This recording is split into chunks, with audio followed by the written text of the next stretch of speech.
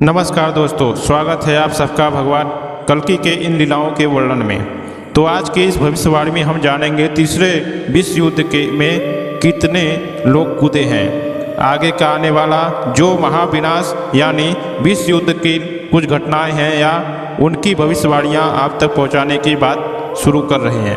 तो वीडियो के अंत तक बने रहें। चैनल में अगर आप पहली बार आए हैं तो चैनल को सब्सक्राइब करके बेल आइकन पर दबा दें। तो ये आज देखिए कि इजराइल के साथ कौन देश का टकराव आरंभ हो चुका है। जैसा कि दोस्तों हम आप सबको बताते आ रहे हैं कि संसार में धीरे धीरे विश्व युद्ध के नए मोर्चे खुलने लगेंगे, जैसे कि भारत के पड़ोसी मुल्क पाकिस्तान तालिबान के बीच भी युद्ध आरंभ हो चुका है। तो यह सारे युद्ध के मोर्चे संसार को विश्व युद्ध की ओर ले जाने वाले हैं। इसी पर चर्चा हम करेंगे आज के इस एपिसोड में। सबसे पहले हम लोग देखते हैं तुर्की और इजराइल की। इजराइल और तुर्की के बीच भी संघर्ष का अब आरंभ होने वाला है। वो बताते चले कि इजराइल एवं तुर्की के बीच इस तनाव के बीच लंबे समय से चलता आ रहा है। अब मोसाद के वित्तीय के प्रमुख की गिरफ्तारी आग में घी डालने का काम कर रही है। उनके तांबुल के पुलिस 30 अगस्त साक के वित्तीय नेटवर्क पर लेडी डोर इलेक्स को गिरफ्तार कर लिया था। के अलावा 33 अन्य जासूसों को भी धर दबोचा था। तुर्की के इस जंग से एक नई जंग की आरंभ दिखाई दे रही है।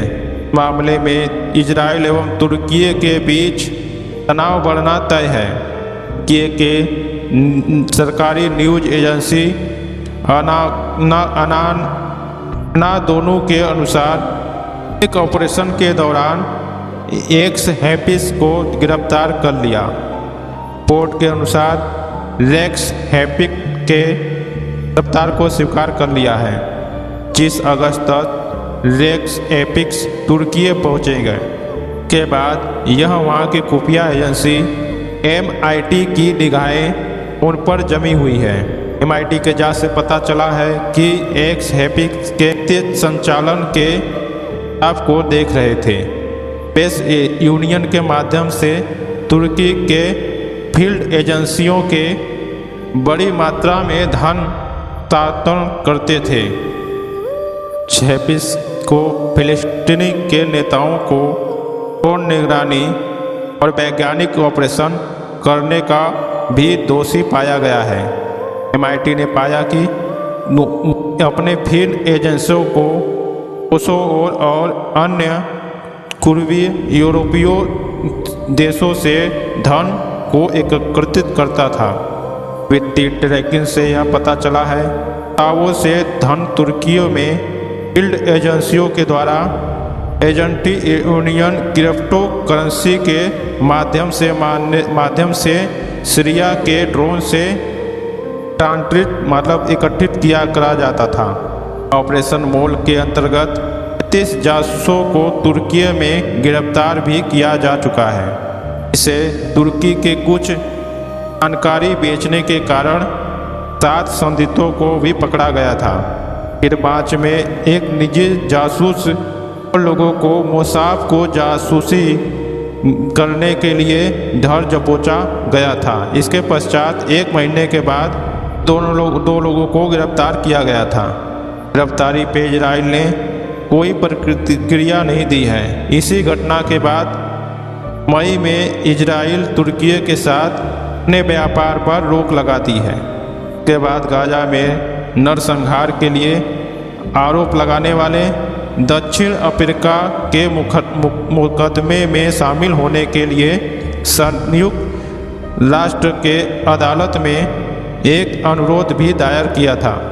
के राष्ट्रपति एर्दोगन ने गाजा में नरसंहार करने का आरोप लगाया था।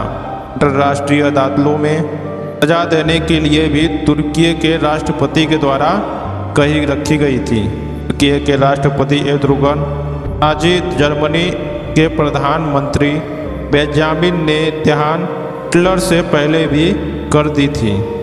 बताते चले पिछले वर्ष दिसंबर इजराइल के सिविल सुरक्षा के द्वारा कहा गया लेबनान, तुर्की और कतर सहित ये भी हमास को निशाना बनाने के लिए तैयार है। मगर उनके बयान पर इस तुर्की ने इजराइल को चेतावनी दी थी। इजराइल के जो फिलिस्तीन के बाहर रहने वाले आतंकी समूह के समस्या के समूह का शिकार करने का कोशिश करेगा तो उसे बहुत ही गंभीर अंजाम भुगतने होंगे। इसके अलावा 2024 के मई महीने में तुर्की के राष्ट्रपति इजराइल से बड़े खतरे का दावा भी किया था। में कहा था कि इजराइल हमास के हराने में सफल होगा तो उसका अगला निशाना तुर्की पर रहेगा। राजधानी अंकारा में तुर्की के संसद को संबोधित करते हुए एर्दोगन ने कहा था कि अगर इजराइल को रोका नहीं गया तो उन पर अपनी निगाहें जमा लेगा। 7 अक्टूबर को इजराइल और हमास का हमला हुआ था। इस हमले में इजराइल के लगभग 1200 को खो चुकी है। जवाबी कार्रवाई में इजराइल ने गाजा पट्टी में हमास का विरुद्ध ऑपरेशन आरंभ किया है। वह कई बार हमास के लिए तरह भी व्यक्त कर चुके हैं। इजराइल की ओर से यह बयान तब आया है अब तुर्की और इजराइल के संबंध गिरावट आ चुकी है। तुर्की में मानवीय सहायता के बारे में युद्ध प्रभाव के मांग को लेकर तुर्की के साथ व्यापार भी बंद कर दिया है, क्योंकि नाटो का सदस्य है। इसके अलावा एर्दोगन के बयान के बावजूद इस बात की संभावना कम है इजराइल तुर्की पर हमला करेगा। एर्दोगन ने कहा कि इजराइल उन पर 30,000 फिलिस्तीनियों की हत्या और 85,000 लोगों की घायल करने का जवाब देगा और हम उनकी मदद करेंगे। और उन्होंने सोमवार को कहा था कि 1,000 से अधिक सदस्यों का तुर्की के अस्पताल में इलाज चल रहा है। एर्दोगन ने आगे कहा कि इसी को हमसे आशा नहीं रखनी चाहिए कि हम उनसे किसी भी आशा में नर्म मिलाएंगे। इजराइल उतने ही खराब हैं, उतने गड़बड़ हैं। लोगों को सबसे घातक हथियारों और प्यास से मार डाला है। उन लोगों को उनके घरों से ही बाहर निकाला है। एर्दोगन ने इस्तांबुल में हमास के इस्माइल और हामिया से भी तब मुलाकात की है। इसके बाद उन्होंने फिलिस्तीनियों के एकजुट होने के लिए भी प्रोत्साहित किया था। युद्ध के शुरुआत भी एर्दोगन इजराइल के खिलाफ मुकर रहे हैं। इजराइल की तुलना यहूदियों और इस्लामियों की हिटलर से भी कर चुके हैं। को बताते चले मिडिल ईस्ट में ये मुस्लिम देश लगे हुए हैं। हिजबुल्लाह जहां ईरान के समर्थन में इजराइल पर हमला कर रहा है तो वहीं तुर्की ने इजराइल को धमकी दे रखी है। तुर्की के राष्ट्रपति रेजब तय्यब ने इजराइल के खिलाफ सैन्य कार्रवाई धमकी दे डाली है। अब इजराइल और हिजबुल्लाह के बीच लगातार तनाव बढ़ता ही जा रहा है। एर्दोगन के बयान के बावजूद भी इजराइल ने एर्दोगन को चेतावनी दे डाली है कि इजराइल ने कहा है कि एर्दोगन का अंजाम सद्दाम हुसैन जैसा होगा जिसे फांसी होगी। इजराइल विदेश मंत्री इजराइल एस्टकास्ट पर एक पोस्ट में कहा है कि इजराइल के पर हमला करने का धमकी देकर एर्दोगन सद्दाम से कदम पर चल रहे हैं। उन्हें यह याद रखना चाहिए कि वह यहाँ क्या हुआ और वह कैसे समाप्त हुआ। अपने ट्वीट में उन्होंने कहा है कि सद्दाम हुसैन ने और एर्दोगन की फ़ोटो भी शेयर की है और काट्स का बयान था कि तब एर्दोगन ने कहा कि तुर्की इजराइल में घुस कर सकता है और जिससे वह लीबिया और नारगोनो का वाक में घुसना था।